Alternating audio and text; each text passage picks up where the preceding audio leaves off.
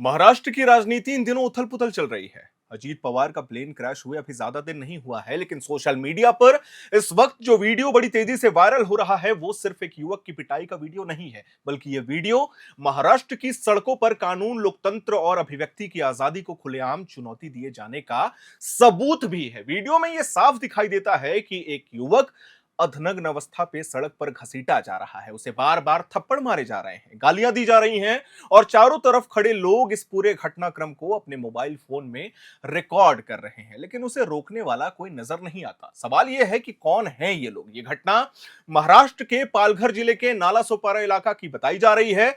जिस युवक को इस तरीके से सार्वजनिक रूप से अपमानित किया गया, उसकी पहचान सूरज महेंद्र शिर्के के रूप में हुई है। मिली जानकारी के अनुसार हम अपने दर्शकों को बता दें, सूरज शिर्के ने बीते कुछ दिनों में सोशल मीडिया प्लेटफॉर्म्स पर कुछ ऐसे पोस्ट किए थे जिनमें महाराष्ट्र के वरिष्ठ राजनीतिक नेताओं जैसे राज ठाकरे, उद्धव ठाकरे और नए नए राजनीति में कदम रखने वाले आदित्य ठाकरे को लेकर आपत्तिजनक, अभद्र और गाली गलौज वाली भाषा का इस्तेमाल किया गया था। इन पोस्ट को लेकर पार्टी समर्थकों में गुस्सा भरा हुआ था और उनका कहना था कि ये टिप्पणियां मर्यादा की सारी सीमाएं पार कर चुकी थी और उन नेताओं का अपमान भी थी जिन्हें वे सम्मान की नजर से देखते आए थे। यह भी कहा गया कि पोस्ट में नेताओं की साख और चरित्र पर सवाल उठाए गए थे और भाषा बेहद अशोभनीय थी। यहां एक बार मान भी लिया जाए कि सूरज शिर्के के पोस्ट गलत थे, भाषा आपत्तिजनक थी और उस पर कानूनी कार्रवाई बनती थी, लेकिन इसके बावजूद सबसे बड़ा सवाल यही उठता है कि क्या किसी सोशल मीडिया पोस्ट की सजा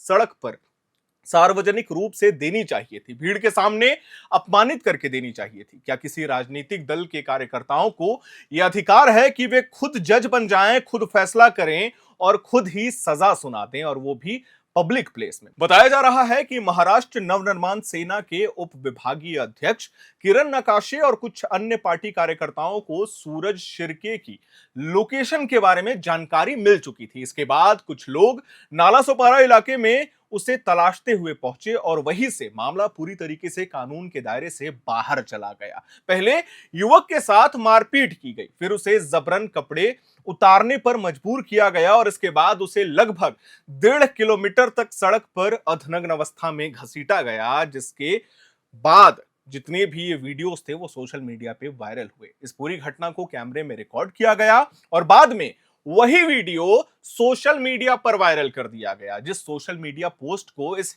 हिंसा की वजह बताया जा रहा था, उसी सोशल मीडिया पर उस युवक की पिटाई और बेइज्जती का वीडियो भी खुलेआम साझा कर दिया जाता है। क्या हो रहा है महाराष्ट्र में? यह घटना सिर्फ मारपीट तक सीमित नहीं रही, बल्कि ये भीड़ द्वारा दी गई एक सार्वजनिक सजा बन गई है, जिससे कई गंभीर सवाल भी खड़े हो गए हैं। मामला तब और ज्यादा तूल पकड़ गया जब घटना के बाद एमएनएस नेता किरण नकाशे ने सोशल मीडिया पर एक पोस्ट साझा कर इस कार्रवाई का बचाव किया है। अपने बयान में उन्होंने कहा कि जो लोग उन नेताओं के खिलाफ अश्लील भाषा का इस्तेमाल करते हैं, जिन्हें पार्टी कार्यकर्ता भगवान की तरह मानते हैं, उन्हें इसके नतीजे भी भुगतने होंगे। लेकिन क्या वो लोकतंत्र से ऊपर है क्या, चाहे वो किसी भी वर्ग या पृष्ठभूमि से क्यों ना हो? इस बयान के बाद लोगों के बीच ये बहस और तेज हो गई कि क्या किसी नेता को भगवान मानने का मतलब यह है कि उसके खिलाफ बोलने वाला इंसान कानून के दायरे से बाहर कर दिया जाए? भारत का संविधान हर नागरिक को अपनी बात रखने और अभिव्यक्ति की आजादी देता है। हालांकि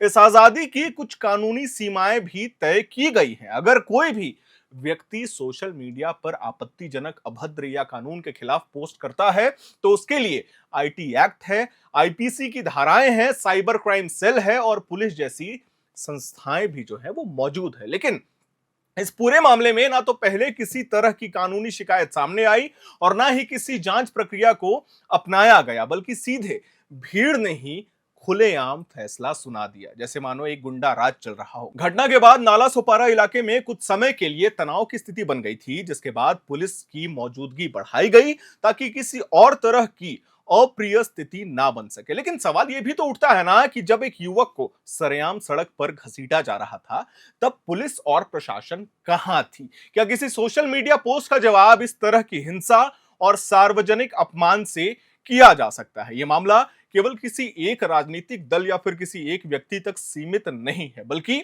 यह राजनीतिक असहिष्णुता भीड़ द्वारा न्याय और कानून व्यवस्था की स्थिति पर एक बड़ा सवाल भी खड़ा करता है। आज अगर सोशल मीडिया पर लिखी गई बातों का जवाब लाठी, थप्पड़ और अपमान से दिया जाएगा, तो कल कोई भी आम नागरिक सुरक्षित नहीं रहेगा। कानून अगर कमजोर पड़ेगा तो भीड़ खुद को ताकतवर समझने लगेगी। यह घटना एक चेतावनी है कि किसी भी लोकतांत्रिक व्यवस्था में सजा देने का अधिकार सिर्फ अदालतों को होता है, ना कि राजनीतिक कार्यकर्ताओं या गुस्साई भीड़ को, जैसे लोग अक्सर मॉब लिंचिंग कहते हैं। सोशल मीडिया पर गलत भाषा का विरोध बिल्कुल जरूरी है, होना चाहिए, लेकिन उसका जवाब कानून के तहत ही दिया जाना चाहिए, क्योंकि जब कानून पीछे हटता है तो भीड़ आगे आती है और भीड़ का न्याय हमेशा सबसे खतरनाक साबित होता है। यह हमने बहुत पहले भी देखा है, कैसे भीड़ पालघर में साधु संतों को मार देती है, किस तरीके से जो भीड़ होती है वो लोगों को पोल से, खंभों से बांध करके पीट देती है। खैर, महाराष्ट्र में ये कोई नया नहीं है, लेकिन सवाल तो वहां के मुख्यमंत्री देवेंद्र फडणवीस से भी है। जब भाषा को लेकर के लगातार बात चल रही थी, विभाजन हो रहा था, जो लोग उत्तर प्रदेश से, जो लोग बिहार से वहां काम करने जाते थे, उन्हें मारा पीटा जाता था। उस वक्त आपने आकर के कहा यह चीज, लेकिन जिस तरीके से एमएनएस के कार्यकर्ता हो या शिवसेना के कार्यकर्ता हो, उतरते हैं सड़क पे और किसी को भी पकड़ के मारने लगते हैं, जबरन उसका वीडियो बनाते हैं और सोशल मीडिया पोस्ट पर डालते हैं, उन पर अभी तक क्या कार्रवाई की गई है मुंबई पुलिस के द्वारा, महाराष्ट्र सरकार के द्वारा? ये सवाल एयर नाउ आपसे पूछना चाहता है, क्योंकि हमेशा यह देखा गया है कि मराठी नहीं बोलने पर भी विवाद बढ़ जाता है, मराठी नहीं बोलने पर मारा पीटा जाता है। लेकिन जिस तरीके से जो इंसान महाराष्ट्र का ही है, वो स्वयं मराठी है, और अगर उसने गलती की, मैं मानता हूं कि उस इंसान ने गलती की है, अगर उसने कोई भी आपत्तिजनक शब्द का इस्तेमाल किया होगा उस पोस्ट पे, तो अगर उसने गलती की है तो क्या उसकी सजा कार्यकर्ता देंगे, और वो भी इस कदर देंगे कि उन्हें अर्धनग्न अवस्था में सड़क पर 1.5 किलोमीटर तक घसीटा जाए, मारा जाए, पीटा जाए, उसका वीडियो बनाया जाए और माफी मंगवाई जाए, और बाद में जब सफाई देने की बारी आए तो यह कह दिया जाए कि हम अपने नेता को भगवान मानते हैं। वो जो भीड़ थी, वो गुस्साई भीड़ थी जो अपने भगवान के खिलाफ एक शब्द नहीं सुन सकती है।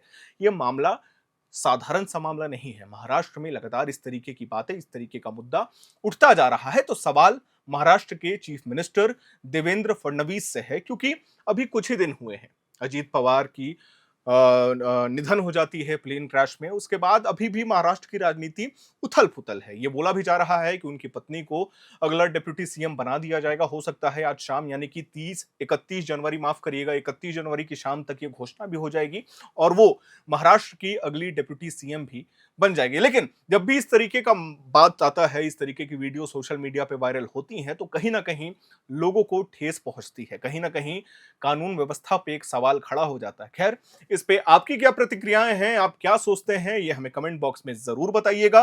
मैं उम्मीद करता हूं आपको हमारी ये जानकारी, हमारी ये वीडियो पसंद आई होगी। इसे लाइक करें, शेयर करें, हमारे चैनल को सब्सक्राइब करें। कैमरे के पीछे मौजूद है मेरी सहयोगी किरण, मेरा नाम है हर्षित और आप देख रहे हैं एयर नाउ।